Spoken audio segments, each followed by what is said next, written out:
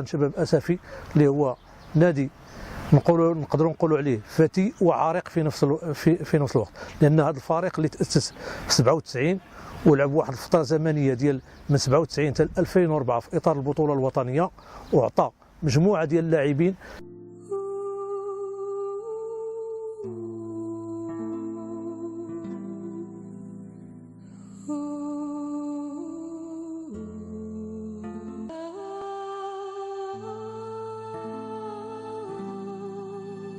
هاد اللاعبين اللي من بعد فاش حيد الفريق في 2004 لظروف ماديه بالدرجه الاولى، انه التحقوا جميع اللاعبين بنادي اولمبيك اسفي. الحظ الوافر بانه يحصل على البطوله والكاس بهاد اللاعبين مده 2000 من سنه 2004 الى حدود 2009.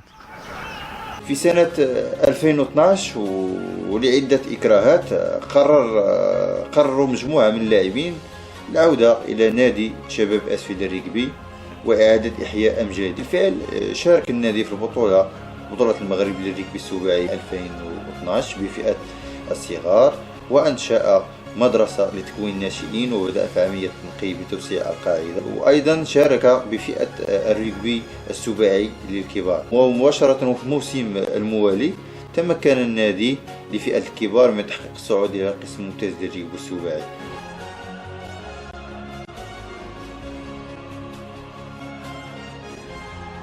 استضاف نادي شباب اسفي الريغبي نهاية كأس العرش للريغبي كبار الشبان في نهاية الموسم الماضي بملعب مسيرة.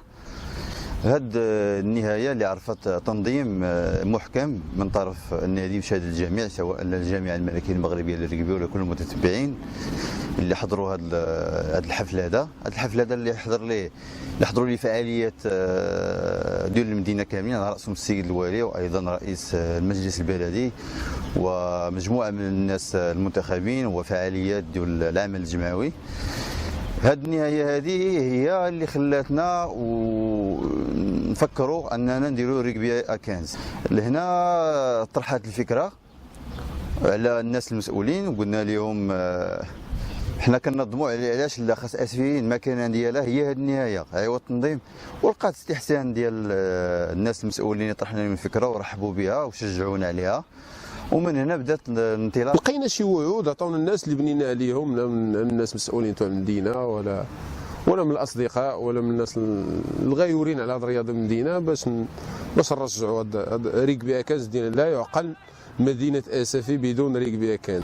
بدينا في التنفيذ ديال هذه الفكرة في بداية الموسم. التنفيذ كان بطبيعة الحال بالتجميع ديال اللاعبين اللي انقطعوا على الممارسة لسنوات، كاين اللي واصل فيهم حتى ربما 6 سنوات 7 سنوات، يعني أمر صعيب، ولكن رحبوا الإخوان اللاعبين بالفكرة وضمنيا كانوا متعطشين أصلا الريغبي.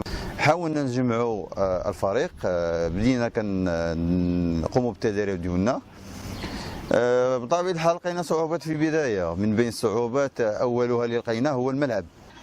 كنقاوموا كنا نترينوا في الظلمة تقريبا، لأن الأغلبية كيقراو والأغلبية خدامين. ما كنبداو التدريب ديالنا حتى للسابعة مساء. ملي كنجيو نترينيو كنلقاو جبولات خدامين، 3 ما خدامينش، وتبقى تخاصم مع الناس ديال الفوت والناس ديال الفرق الاحياء. هذا باغي يلعب، هذا باش ليه كتعود تشاد واحد مسافه ديال 40 متر على 30 متر. ظروف التدريب عندنا في الفرقه ظروف غير مواتيه بتاتا الماتشات، لا التدريب ولا المباريات الرسميه، والصوره غنيه عن التعريف. المشكل الاساسي اللي عندنا في فرقه شباب اسفي هو المشكل ديال التيران. ما عندناش تيران فين نترينو. هذيك التيران اللي عندنا ما كيصلحش للونطرينمون وما كيصلحش للعب، والدراري حتى هما واش كيلعبوا في ديك التيران كيضربوا كتبليساو. ملي كتبليساو ما كيقدرش يجي عاوتاني لونطرينمون هو مبليسي وما غاديش يبغى دغيا بزاف.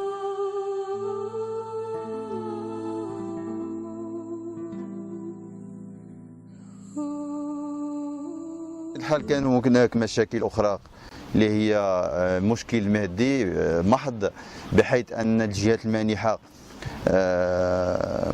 ما قدرناش ناخذوا منهم شي مبلغ اللي هو كبير يعني في المجموع 40,000 درهم. 40,000 درهم شي غيمكن لك دير بها، غتاخذ بها ايكيبمون، غتاخذ بها لي ديبلاسمون، ما عرفتش 40,000 درهم اش غنديروا بها. المديونيه ديال الفريق راه كتوصل لحد الساعه لشي 120,000 درهم. عيب حاملين اعضاء ديال المكتب المسير ديال الفريق على كتافهم، لانه كيشكل لهم هاجس. ناس واخدين ديون مع عند ناس وملتزمين مع ناس وهكا، غايرين عليه الناس تاع المكتب والغايورين وكنعاود نقول الغايورين المحبين هذا الفريق، لان الناس ملي وقفنا عليهم ما خيبوش بينا، لان تقريبا هاد الموسم دوزناه لي ديبلاسمون ديالنا سواء بامكانيات اللي هي خاصه لوجيستيكيه، السيارات ديالنا. مراكش كنا دائما كنشوف وسائل النقل الخاصه ديالنا، يعني السيارات ديالنا، لدرجه واحد المره وقع لنا كروفيزون في الطريق في احدى السيارات.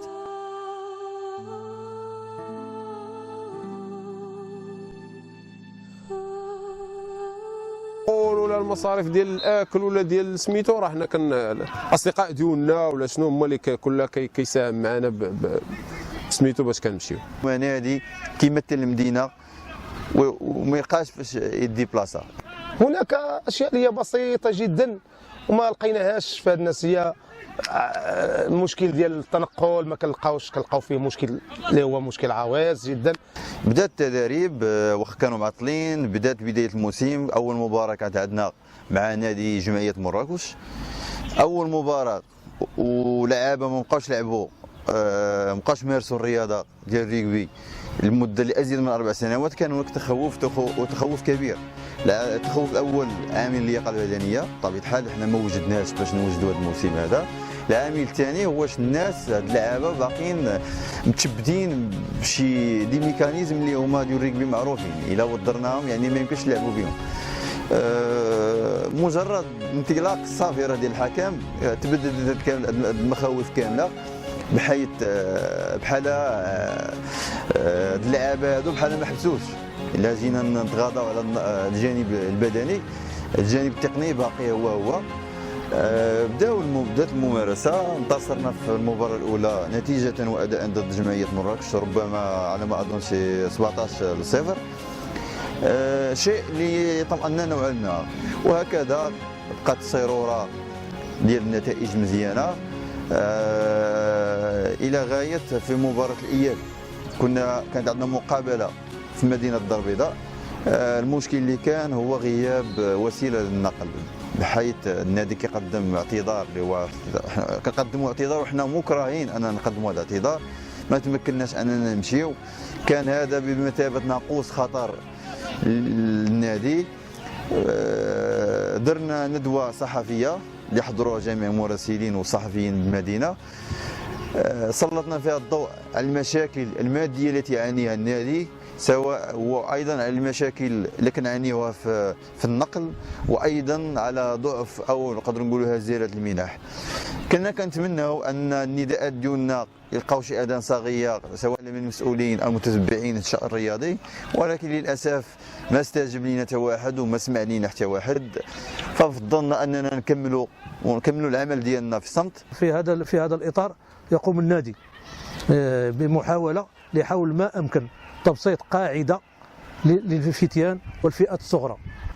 وبين المسائل التي يقوم بها النادي هو تكوين اللاعبين، وفي نفس الوقت تكوين الاطر الرياضيه ممارسه للتدريب.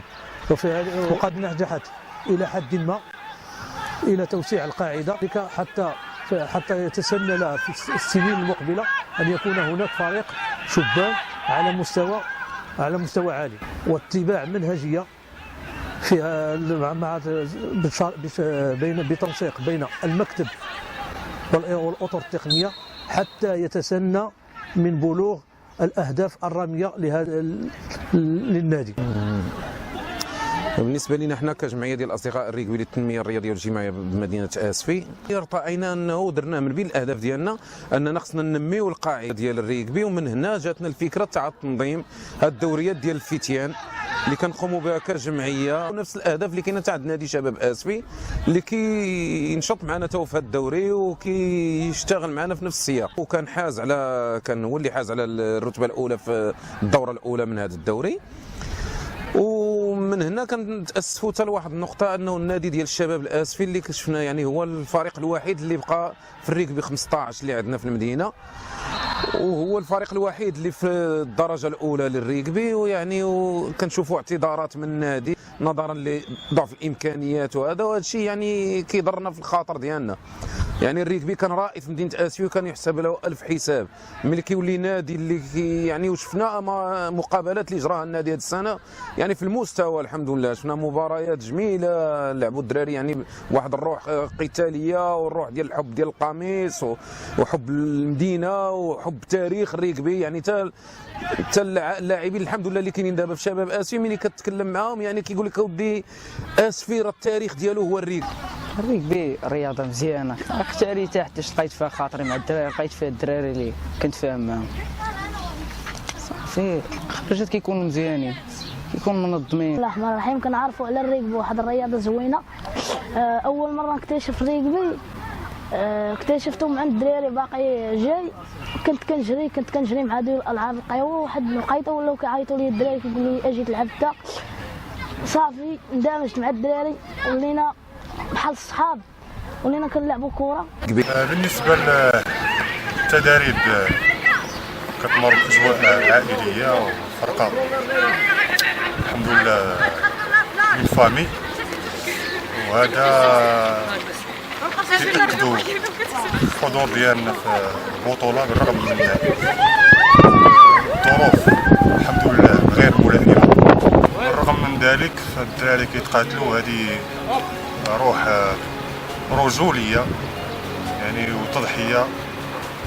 اضيف الى ذلك يعني المكتب اللي كنشكروا بهذه المناسبه بالرغم من الامكانيات مش معدومه مي شبه معدومه، مقاتلين والدراري مقاتلين تبارك الله عليهم. كنتمناو الخير يعني الى المسؤولين ما ضرباتهمش النفس على المدينه، حنا راه كنأديو الواجب ديالنا وعلينا غير نتقاتلوا بالكمال لله. يجب المقارنه مع الامكانيات فهي نتائج خياليه. في اول سنه جمعت فيها ليكيب بالرغم من انه كيتواجدوا فيها عناصر مخضرمه، سبقوا لهم فازوا بالبطوله وكاس العرش، ولا جينا نقارنوا الظروف بالنتائج فالنتائج راه مبهره. حكم ان الفريق تيلعب في الريكبي كاس له النتائج مشرفه يعني ممتازه، لان اول الموسم الدراري يلاه مجموعين ونتائج طيبه، نتمنى ان شاء الله نجيبوا شي لقب للمدينه. كانت النتائج غاديه وكترتفع الى حدود وصلنا نصف نهايه البطوله الوطنيه. فريق اللي نقدر نقول عليه انه عديم الامكانيات الماديه وايضا ابسط وسائل ما عندوش ملعب، ما عندوش امكانيات ماديه، ما عندوش وسيله نقل اللي كنلقاو فيها المشاكل دائما، وكنديروا ريزولتا اللي ما داروهاش فراقي، اللي عندهم ميزانيات كتفوق الميزانيه ديالنا حنايا بعشرات اضعاف، وحنا درنا الحمد لله. حنا راس المال ديالنا اللي كنامنوا به واللي عندنا هو راس المال البشري هو الروح القتاليه للاعبين. بالفعل وصلنا لنصف نهايه البطوله الوطنيه للريكبي اللي هو كان انجاز كبير، وكان طموح كيحدونا اننا نوصلوا للنهايه، وجدنا لها التربص اللي درناه في مدينه في الشاطئ الصويريه. التربص هذا اللي درناه باش نرفعوا المعنويات ديال اللاعبين وايضا باش نحسنوا الظروف ديال النادي. بالفعل كان تربص ناجح، واستعدينا في الاسبوع ديال المباراه ديال نصف النهايه، ولكن في اخر مطاف يعني ليله الجمعه ما يمكنش تمشي لوجده بزيرو درهم. الاعتذار اللي ما كانش خاصو يدار واللي نقدروا نحملوا فيه مسؤوليه لكافه الاطراف، لا السلطات المسؤولين في المدينه ولا مكتب مسير ديال الفريق ولا غيورين على هذه الرياضه. ما كانش خاص يدار هذا الاعتذار، يعني لا يعقل ما تمشيش تلعب دومي فينال في وجده، لا يعقل انك تمشي تلعب على تيتر باش تجيبو وفي الاخر ما تلقاش ترونسبور باش تمشي. يعلمون أن هذه السنة أن فريق الكبار لم يلعب لمدة 4 سنوات وعاد إلى الواجهة بحضوره في نصف النهاية للكبار في البطولة، ولم يلعب نصف النهاية البطولة بسبب الفورفي، لأن علاش ما لقيناش المركوب ما كاينش. اعتذارات من النادي وخصوصا في نصف النهايه ديال البطوله انه كيعتذر نظرا لضعف الامكانيات، وهذا الشيء يعني كيضرنا في الخاطر ديالنا. بلاسمون وجده ديبلاسمون وجده لو مينيموم باش نمشيو ليها خاصنا 30,000 درهم، وحنا المنح مجموع المنح ككل هو 40,000 درهم. هاد 40,000 درهم اللي حطينا قدام ديبلاسمون وحده لوجده يعني راه لا مجال للمقارنه، وباش تكمل المسير ديالك ديال السنه كامل وتحقق نتائج، فانا هذا كنعتبره انجاز لي، هو انجاز كبير ومستحق، والفضل الكبير فيه كيرجع للاعبين، ولكن اللاعبين وبالاصرار ديالهم هما اللي كيخلونا اننا نستمروا في هذا المجال هذا، وبالفعل استمرينا والحمد لله حققنا جميع الاهداف، بل اكثر من هذا، حققنا شي اهداف اللي ما يمكنش كنا نحلموا بها، كنا فقط كنحلموا بها وحققناها. فخلاصه القول اللي نقول فريق كاين، الراس مال البشري كاين، بس تصنع فريق صعيب، فلوس ممكن تدبر فيها، ولكن باش تدبر في الطاقات هذا هو الشيء الاصعب. كنعتبروا انه موسم ناجح في النتائج ديالو. الحمد لله البرنامج اللي كان محطوط والهدف المسطر اللي من بدايه السنه وصلنا ليه. كنا حاطين هدف اون باراليل معاه، خاص يكون عندنا واحد الامكانيات، بهذه الامكانيات خاصنا نوصلوا هذا الهدف. حنا ما تحققش لنا الشرط الاول ديال الامكانيات، ولكن وصلنا للهدف ديالنا ولله الحمد، وهذا هذا مجهود مشكورين عليه الناس تاع المكتب والغايورين. فيه واحد العدد كثير، فيه 22 لاعب، ولا كتمرر على الاقل تمرر واحد 40 لاعب 36 لاعب. ولا فكرنا مزيان الا شدينا هاد الطاقات الشابه وبدينا كنتمرنوا بهم، راه غادي نقدوهم من المخدرات، من السرقه، من الهضر المدرسي، بزاف د الحوايج. لهذا الله يجازيكم بخير، واحد الالتفاته لهذا الفريق باش يزيد لقدام، لانه كيخدم في واحد المنطقه اللي هي جد صعبه. لا، الا توفرت الامكانيات، كان عندك ملعب فيه الدرب، كانت عندك امكانيات ماديه انك غادي تشري للدراري الماتيريال ديالهم باش يترينوا، لان حتى لونطرينمون راه ما عندناش الماتيريال كومبل، عندنا لي بلو والكواري. بمعنى الا وفرت لي الارضيه راه غادي نتريني، انا راه تنظن بان عمرها راه عطات وغادي تعطي مستقبلا، وراه هي الفريق المقبل ان شاء الله بحول الله. ونتمنوا التوفيق للجميع، ونتمنوا ان هذه الكلمه توصل للناس اللي هما تيهمهم الامر. ونتمنى الله يكون ولي التوفيق، والناس يعني اللي في الشأن العام يلتفتوا لهذا النادي واحد شويه ويساهموا في النهضه ديال الرياضه بصفه عامه في المدينه، ماشي غير في الريكبي. وبالخصوص حنا كقدماء لاعبين الريكبي نتمنوا ان النادي شباب اسفي يلقى الدعم المينيموم غادي به، يوفروا لنا غير واحد شويه باش نلقاو باش نلعبوا هذه الرياضه في ظروف اللي هي ما نقولوش عليها ممتازه، ولكن نقولوا ظروف غير اللي يقدر يمارس فيها اي واحد الرياضه ديالو. الحمد لله العام دوزناه وبينا المنتوج ديالنا، وبغينا نقطفوا الثمار العام الجاي ان شاء الله، لما لا ندو القاب الى توفرت الامكانيات.